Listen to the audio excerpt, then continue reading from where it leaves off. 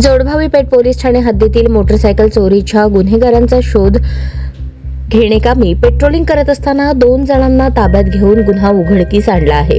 याबाबत मिळालेली अधिक माहिती अशी।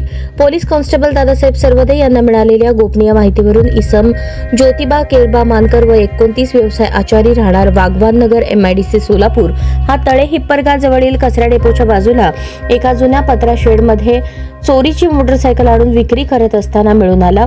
त्याला ताब्यात घेऊन त्याच्याकडून सदर ठिकाणाहून ताब्यात असलेले चोरीचे 4 मोटरसायकली पंचांसमक्ष जप्त करण्यात आल्या आहेत। सदर इसम नामे अय्यप्पा माळप्पा पारट वय 38 राहणार घोंगडे वस्ती भवानीपेठ सोलापूर हा हिंदू लिंगायत स्मशानभूमी तुळजापूर वेस या ठिकाणी एक चोरी झालेली काळ्या रंगाची हिरो होंडा स्प्लेंडर कंपनीची मोटरसायकल विक्री करण्याकरता आल्याबाबत मिळालेल्या बातमीच्या अनुषंगाने सदर ठिकाणी जाऊन आरोपीच्या ताब्यातून चोरीची एक मोटरसायकल जप्त करण्यात आली।